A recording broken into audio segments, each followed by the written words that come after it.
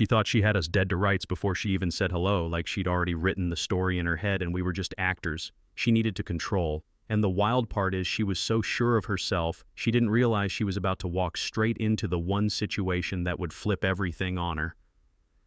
Yeah, that happened. And it all started with a quiet afternoon in a park that should have been forgettable but turned into something I still think about every time someone talks about authority, like it's always right.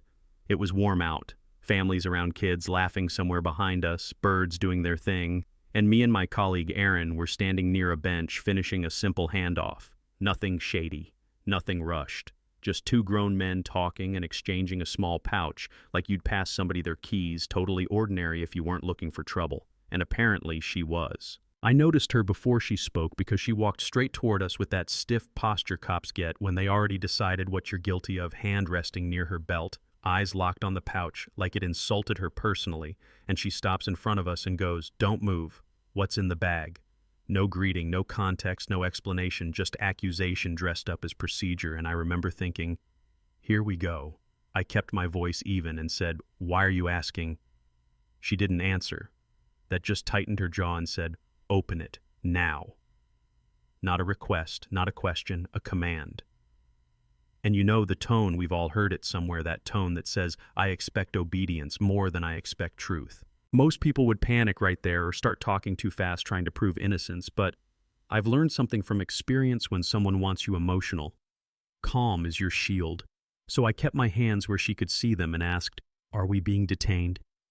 That question annoyed her. You could see it like she'd stepped on something sharp she didn't expect, and she said, "I saw the exchange, looked suspicious." Suspicious. That's one of those words people use when they feel something but can't explain it, like saying you just have a vibe. And I nodded a little and said, "Suspicious isn't a crime. Do you have probable cause?"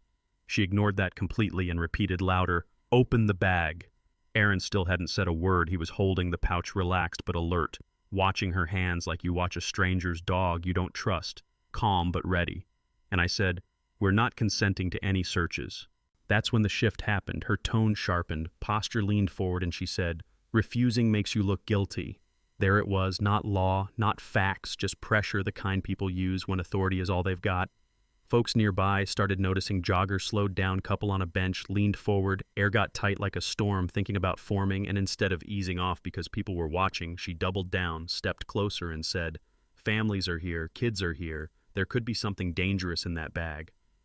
I shrugged slightly and said, "Or there could be a sandwich, you don't know, that's the point." She didn't like that, not even a little, and her lips curled before she muttered something low but not low enough, something about how we probably belonged back in the projects anyway, and man, you ever hear a sentence so ugly it changes the temperature around you? Because that's what that felt like. Jogger stopped completely.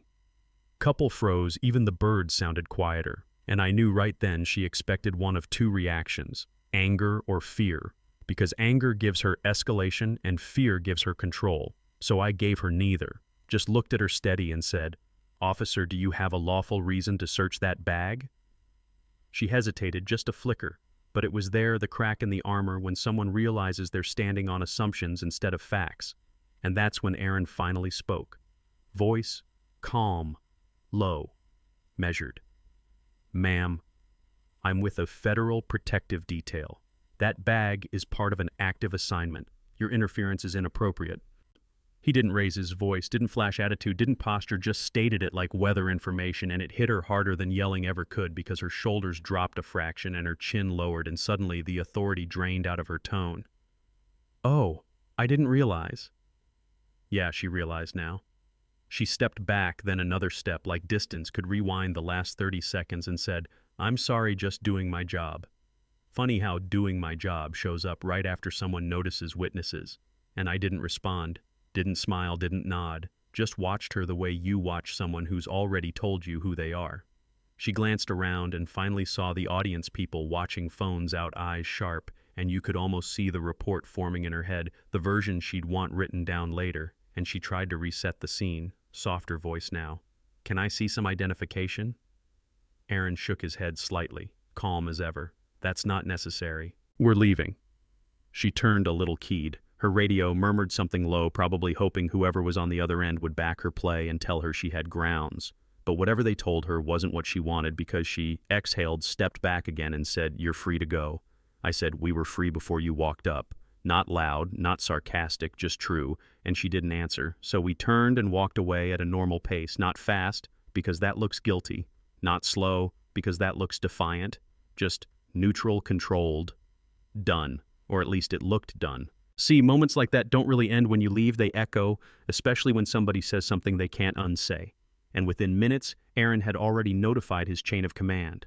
Not dramatic, not angry, just factual, time, location, officer description, exact wording because federal work runs on records, not feelings. And I did the same thing, my way notes in my phone, badge number, car number, witness details, because memory fades, but documentation sticks.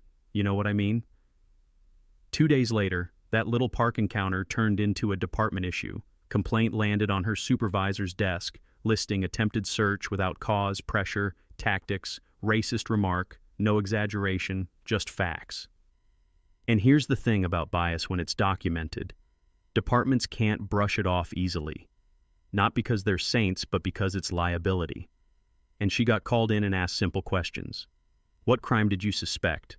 What facts justified detention? What facts supported a search? Simple until you don't have answers. And she said it looked suspicious. Same word again, still not evidence. Then they reviewed body cam footage and video.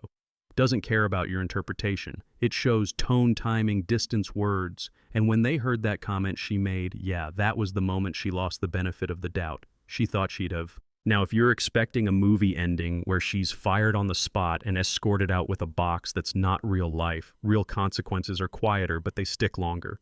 She got formally reprimanded, mandatory retraining, temporary reassignment, and a note in her file about biased conduct and improper search pressure. And that note follows you, promotions, transfers, evaluations. It's there inside the department, word spreads, even when nobody says it officially because people talk. And once your judgment gets questioned, it doesn't magically reset. Trust is currency in that job. And she spent some that day whether she admits it or not. Me, I didn't get money, didn't get headlines, didn't get a viral victory moment. What I got was confirmation, written confirmation that staying calm works because the truth most people don't realize until they're in it is losing your temper. Is exactly what someone abusing authority hopes for. The second you explode, the story stops being about what they did and starts being about how you reacted. Control your reaction and you control the narrative. Weeks later, I spoke at a small legal workshop, folding chairs, coffee cups, regular folks sharing stories, and I told them, plain, ask if you're detained, don't consent if you don't want to keep your hands visible, don't argue in circles, document everything, and people nodded like they'd heard it before or lived it before, because most of us have had at least one moment where someone sized us up and decided who we were without knowing a thing about us. She's still working, still wearing the badge, but now supervisors watch closer, reports get read twice, cameras get checked more often, because once bias shows up on tape, nobody forgets. And that's the real consequence, not punishment, scrutiny. Maybe that's fair, maybe it's not, depends who you ask.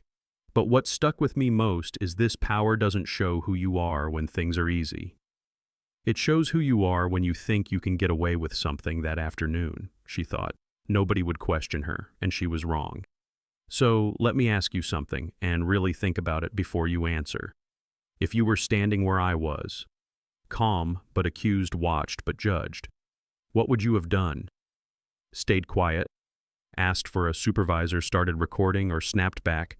Tell me in the comments, because these moments happen every day, and the line between confidence and abuse of power isn't always obvious until somebody crosses it, and I want to know where you stand.